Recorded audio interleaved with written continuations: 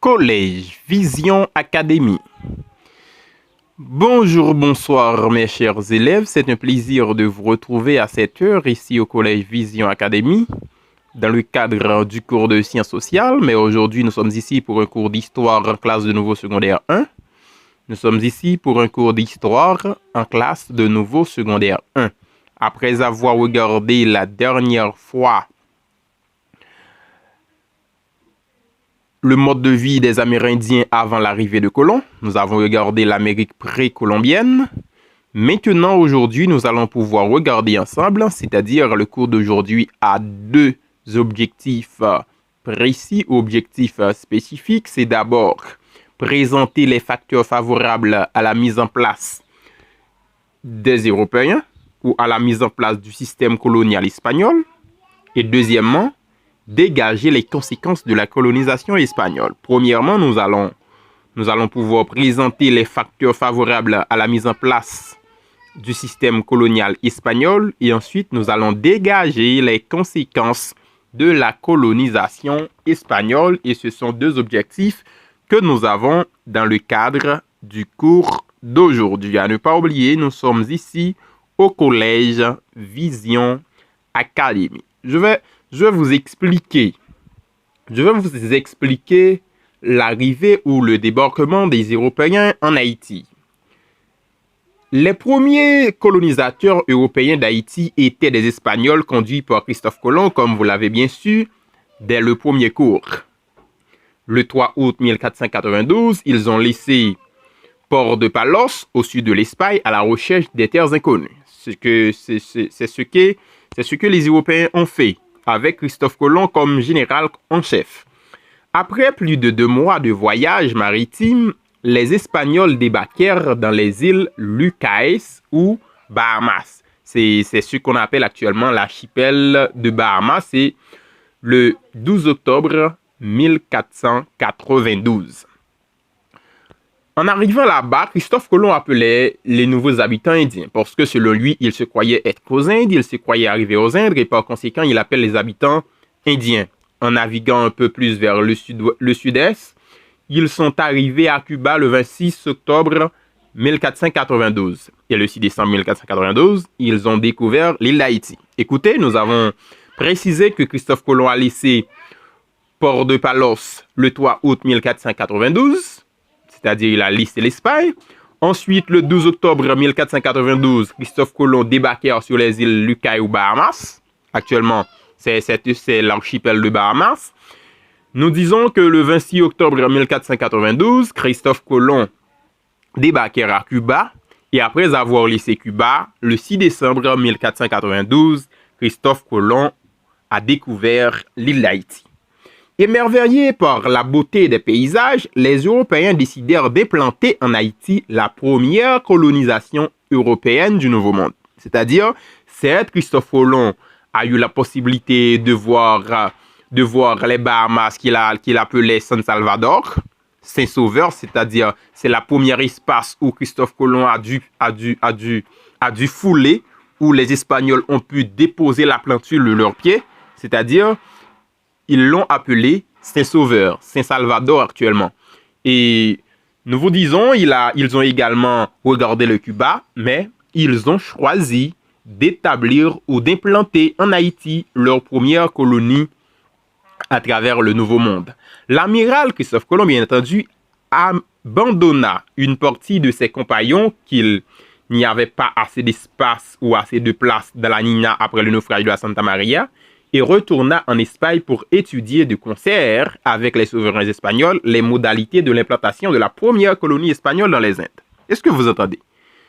C'est-à-dire, selon Christophe Colomb passait lié aux Indes, et à ne pas oublier, il était parti avec 3 bateaux ou bien 3 caravelles, la Nina, la Pinta et la Santa Maria, mais la Santa Maria en décembre 1492 tabral naufragé, et pour cette raison, il pas retourner en Espagne avec tout le monde qui était venu. Il était obligé de quitter 39 là-dedans, sous Iléa, principalement dans le Cacique du Marien, côté il était construit le fort de la Nativité, et c'est dans ce fort-là que 39 Espagnols ça yo été logés en attendant que Christophe Colomb est allé en Espagne sur la Nina pour le planifier comment yo pral implanter cette colonisation ici en Haïti. Après l'analyse des rapports de sa découverte, les souverains d'Espagne encourageaient Colomb dans son projet de colonisation et ce fut une véritable flotte de 17 navires et 1500 hommes qui l'accompagnaient dans son second voyage, le 25 septembre 1493. De plus, l'expédition était pourvue des instruments aratoires, des plantes, des animaux, tout ce qui était nécessaire pour commencer avec la mise en œuvre de la civilisation hispanique dans le Nouveau Monde. Est-ce que vous comprenez? Certes, Christophe Colomb débarqué, il tournait en Espagne, il arrivait, il présentait au projet, il présentait comme en réalité il allait avec des Indiens. Bien entendu, les Taïnos, Ibonais, Arawak, qui étaient joués dans l'espace là, il allait avec la DE comme échantillon, il allait avec plantes livres, il allait avec oiseaux, on série de fuites pour la prouver que il fait exploit dans le voyage. Et c'est ça que tu as attiré l'attention espagnole, le roi Ferdinand et la reine Isabelle, pour être capable de financer le voyage de Colomb. Et c'est ce qu'il faisait le 25 septembre 1493. C'est-à-dire, cette expédition, il a eu pour mission pour aller civiliser.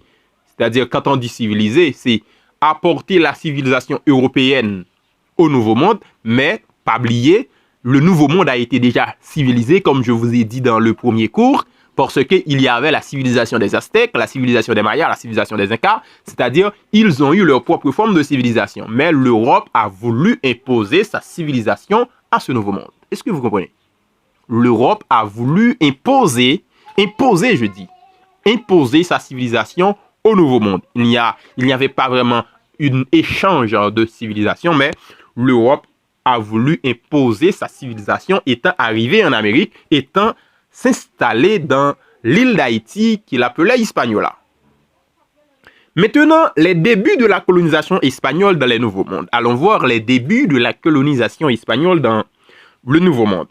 La colonisation débuta avec le second voyage de Christophe Colomb à Hispaniola. Cette nouvelle entreprise comprend plusieurs étapes. Juste avant de prendre les étapes, je veux que vous retiendrez de préférence que la colonisation espagnole va débuter surtout avec le second voyage de Colomb. Le premier voyage, c'était un voyage de découverte, c'était un voyage d'exploration, c'était un voyage qui leur facilitait la connaissance de l'espace, mais à partir du second voyage, on va considérer que la colonisation de l'île va être commencée par les Européens et en particulier par les Espagnols.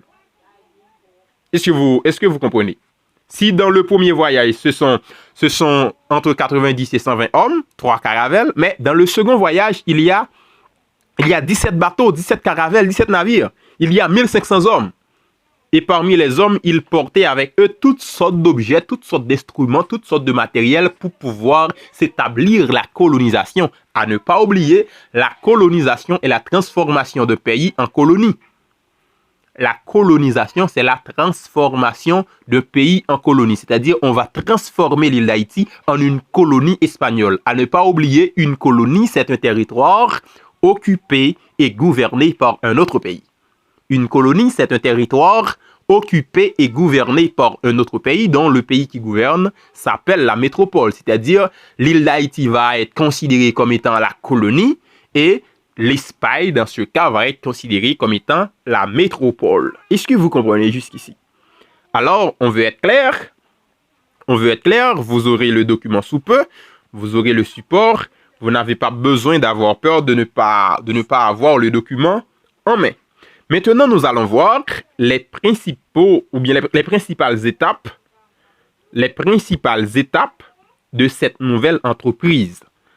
Quand on parle de cette nouvelle entreprise, de l'implantation de la colonisation espagnole de l'île d'Haïti.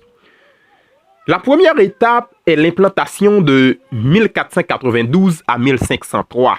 La première étape, c'est l'implantation. Ils veulent s'installer, ils veulent prendre possession, ils veulent s'asseoir. C'est ça la première étape. La première étape, c'est l'implantation de 1492 à 1503, à partir de 1493 de préférence. 1493, c'est le deuxième voyage de Christophe Colomb. Et lorsqu'on arrive à 1503, ça va être l'apparition de Nicolas Ovando. Nicolas Ovando, c'est celui qui va initier le commerce d'esclaves ou le commerce des Noirs à travers les négriers entre l'Afrique et l'Amérique. Maintenant, la deuxième phase, la deuxième étape de cette colonisation est marquée par la mise en valeur des mines d'or d'Hispaniola. Dans la première étape, ils cherchent à installer, ils prennent les escoyos. Dans la deuxième étape, ils commencent à exploiter les mines d'or. Ils commencent à faire esclavage travail. Ils commencent, pas esclaves bien entendu, ce sont les Indiens, ceux que Christophe Colomb appelait les Indiens, ceux qui habitaient l'espace avant l'arrivée de Christophe Colomb. C'est pourquoi nous l'appelons la phase minière. On appelle cette deuxième phase la phase minière. Elle s'étend de 1503 avec l'apparition de Nicolas Ovando à 1511. Elle s'étend de 1503 à 1511. C'est-à-dire, dans cet intervalle de temps, c'est là qu'on va procéder à l'exploitation des mines d'or à Hispaniola. Maintenant, la troisième étape a vu l'émergence de l'économie agricole pour combler les manques à gagner de l'économie minière et garantir les besoins alimentaires de la population. La culture dominante était la canne à sucre. Cette étape va de 1506 à 1583. Après avoir exploité les mines d'or, maintenant, il s'oriente vers l'agriculture. Il s'oriente vers l'agriculture et c'est à travers l'agriculture qu'ils vont implanter ce qu'on appelle la canne à sucre afin de pouvoir exploiter autant. Et la quatrième et dernière étape, c'est le déclin. Cette phase marque la fin de la colonisation espagnole en Haïti. Elle commence en 1583. Elle commence en 1583 et va être terminée en 1697 avec le traité de Ryswick où l'Espagne va céder la partie occidentale de l'île à la France. Est-ce que vous comprenez? Je reprends les 4 étapes ou les 4 phases de la colonisation espagnole de l'île d'Haïti. La première, c'est l'implantation, 1493 à 1503. Je vous ai dit 1493, c'est le second voyage. 1503, c'est l'arrivée de Nicolas Ovando. La deuxième étape est marquée par la mise en valeur des mines d'or. C'est pourquoi nous l'appelons la phase minière. Et partant de 1503 à 1511, et dans cet intervalle, tous les Indiens se sont disparus parce qu'ils n'ont pas l'habitude d'effectuer des travaux aussi pénibles. Ils se sont disparus. La troisième étape, c'est l'émergence de l'économie agricole pour combler les manques à gagner dans l'économie minière, c'est-à-dire l'exploitation de l'or commence à être cessée. On va procéder de préférence maintenant à ce qu'on appelle ou ce qu'on peut appeler l'exploitation de l'agriculture à travers la canne à sucre. Cette étape s'étend de 1506 à 1583. Et la dernière étape, c'est le déclin. C'est la phase qui va marquer la fin de la colonisation espagnole et elle commence en 1583. Alors, nous allons pouvoir continuer et je vais vous expliquer en peu de mots cette colonisation, comment les Espagnols l'ont fait rapidement. On nous dit que l'implantation a été difficile, c'était pas facile. C'est une étape qui commence au milieu de la peur et d'une situation de frayeur qui existait des deux côtés. C'est-à-dire, cette première étape partant de 1493 à 1503, les deux côtés, les Espagnols ont peur, les Indiens également, ils ont peur, chacun craignait les autres et chaque a été dans parti par eux, avancé à petits pas parce qu'ils ne se connaissaient pas préalablement. Les Indiens ont résisté aux assauts des Espagnols laissés à Hispaniola par Colomb, ne sont pas prêts à accepter cette mauvaise compagnie. Ils ont résolu de se débarrasser le plus rapidement que possible de ces envahisseurs encombrants. Dès mars 1495, ils tentent une bataille d'envergure, mais ils sont vaincus à la bataille de la Vega Real. Les Espagnols, peu nombreux, réussirent à mettre en fuite plusieurs milliers d'Indiens terrorisés par les chiens des colonisateurs. C'est-à-dire, Gen moun qui pensait indien yo te rete docile, indien yo c'est pas de moun qui te résisté.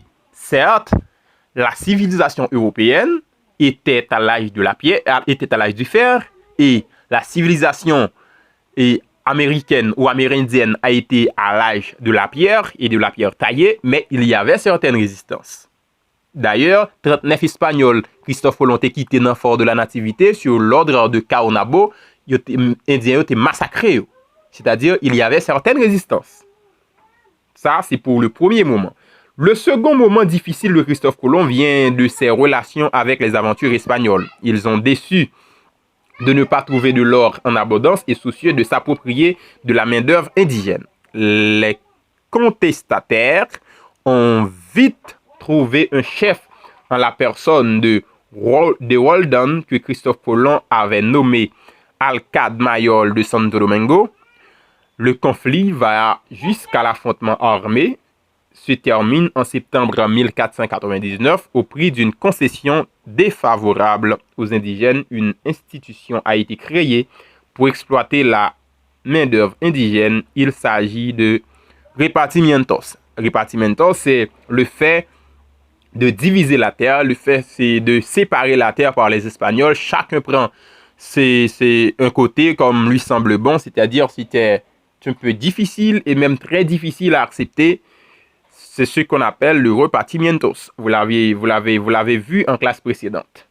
Le manque de dynamisme et de leadership de Christophe Colomb conduisent à sa chute. Il fut remplacé en septembre 1500 par Bobadilla, sous l'ordre des autorités espagnoles, mais ce dernier ne réussit pas mieux que Christophe Colomb à administrer la colonie d'Hispaniola. Il fut révoqué en septembre 1501 et fut remplacé par Nicolas Ovando. Est-ce que vous comprenez? C'est-à-dire, Christophe Colomb, malheureusement, fut arrêté et transporté en Espagne. Et on a envoyé quelqu'un pour remplacer Christophe Colomb. Ce fut Bobadilla. Bobadilla ne pouvait pas remplir la mission. Et Bobadilla va être remplacé par Nicolas Ovando. Maintenant, l'arrivée de Nicolas Ovando apporte un nouveau dynamisme à la colonisation. Non seulement il a terminé avec l'implantation de la conquête du Zaragua et du Higüey, qui n'étaient pas encore colonisés par les Espagnols, mais il a contribué à la systématisation des travaux des mines dans la colonie avec un nouveau système d'exploitation de la main-d'œuvre indigène. C'est-à-dire, ce système porte le nom de encomienda. Encomienda, c'est ce nouveau système qui va être né par une cédule royale du 20 décembre 1503 à travers Nicolas Ovando pour exploiter la main-d'œuvre indigène. Cette nouvelle disposition accordait les Indiens aux Espagnols pour les travaux de mines et de champs, moyennant un salaire et un retour le colon espagnol pour assurer l'éducation religieuse des indigènes. Cette pratique, qui sera généralisée plus tard à l'ensemble des colonies espagnoles de l'Amérique, a contribué au génocide de la population indienne. C'est ce que je vous ai expliqué dans la deuxième phase ou la deuxième étape de cette civilisation, parce que les Indiens n'ont pas l'habitude de travailler aussi d'effectuer des travaux aussi pénibles et ils arrivent tous à être disparus. On nous dit les nouvelles dispositions de Nicolas Ovando renforcèrent le système colonial espagnol à Hispaniola et ainsi commença l'exploitation agricole. Mais le manque de rendement et les difficultés de la main-d'œuvre poussèrent les colons vers de nouvelles conquêtes. La Jamaïque fut occupée en 1509, Porto Rico en 1510 et les Espagnols prirent pied à Cuba en 1511. C'est-à-dire, d'abord, ils s'installaient à Hispaniola, ils s'installèrent dans l'île d'Haïti. C'est ensuite qu'il va occuper les autres parties. Si après avoir échoué, à ne pas oublier dans la troisième étape de cette entreprise de colonisation, c'est la question de la canne à sucre. Mais il n'y avait pas de main-d'œuvre et ça va occasionner ou ça va engendrer certaines difficultés qui vont forcer les Espagnols à conquérir d'autres espaces paraissant intéressants dans le cadre de leur activité. À présent, je vais vous faciliter l'audition d'une vidéo et à travers cette vidéo, nous allons pouvoir conclure avec cette séance. Mais juste avant de vous partager ou de vous faciliter l'audition de la vidéo, je vous donne la définition de ces mots. Détroit de Bérin, c'est un passage plus ou moins étroit faisant communiquer deux continents, l'Amérique et l'Asie. Quand on entend parler de détroit de Bérin, c'est un passage plus ou moins étroit faisant communiquer deux continents, l'Amérique et l'Asie. Deuxième expression que vous devez savoir, c'est civilisation méso-américaine. Civilisation méso-américaine. On appelle civilisation méso-américaine, c'est la civilisation des Mayas et la civilisation des Aztèques. Localisée dans les pays suivants, Mexique, Guatemala, Honduras et une partie de Nicaragua. Je reprends. On appelle civilisation méso-américaine, c'est la civilisation des Mayas et la civilisation des Aztèques. Et cette civilisation a été localisée dans les pays comme Mexique, Guatemala, Honduras et une partie de Nicaragua. Maintenant, civilisation andine. On appelle civilisation andine toute la zone des Andes de l'extrême nord jusqu'au Chili, entre les côtes centrales et le Pacifique. Vous aurez le document sous peu et vous verrez ce que je suis en train de vous partager là. Et encore, nous avons Audiencia. C'est une circonscription administrative et judiciaire. Nous avons compagnie à charte. Et nous avons colonisation, comme je vous ai dit, c'est transformation des territoires en colonies soumises à une métropole ou peuplement d'un territoire d'outre-mer. Alors, en gros, nous venons de partager avec vous certaines informations relatives à la colonisation espagnole. Maintenant, vous allez pouvoir auditionner cette vidéo. Le 31 mars 1493. Mais les plus applaudis sont les 7 Indiens ramenés par Christ. Je reprends.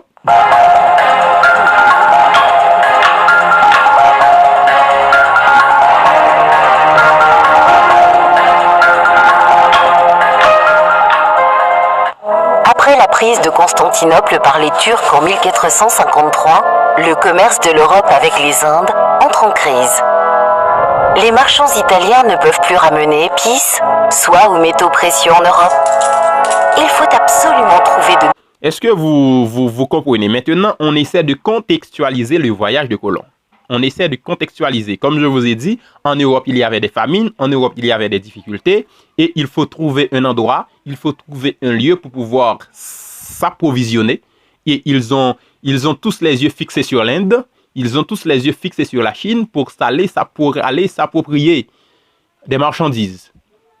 Et malheureusement, après la prise de Constantinople en 1453, il était difficile de traverser la Méditerranée pour se rendre aux Indes parce que cet espace était occupé. Nouvelle route. Les Portugais et les Espagnols partent donc à la conquête des océans avec des bateaux plus solides et plus faciles à manœuvrer, les caravelles. Ils bénéficient d'inventions comme le gouvernail des tombeaux et la boussole. Avec détermination, les Portugais longent le littoral africain et dépassent le cap de Bonne-Espérance en 1488. Il est ainsi prouvé que l'on peut atteindre les Indes en contournant l'Afrique. Ici, je vous demande de suivre avec attention. Ici, ce sont les Portugais qui allaient trouver l'Inde en contournant l'Afrique. Au lieu de traverser la Méditerranée, ils ont contourné l'Afrique parce que cette partie de la Méditerranée a été occupée. Ils ont contourné l'Afrique. Et après avoir contourné l'Afrique, en arrivant au sud de l'Afrique, ils ont découvert Cap Bonne-Espérance. Et ensuite, pour se rendre aux Indes, vous pouvez regarder la ligne partant du Portugal, de préférence partant du Portugal pour atteindre les Indes. Piqués au vif, les souverains espagnols décident de financer le projet fou d'un navigateur génois de 39 ans, Christophe Colomb.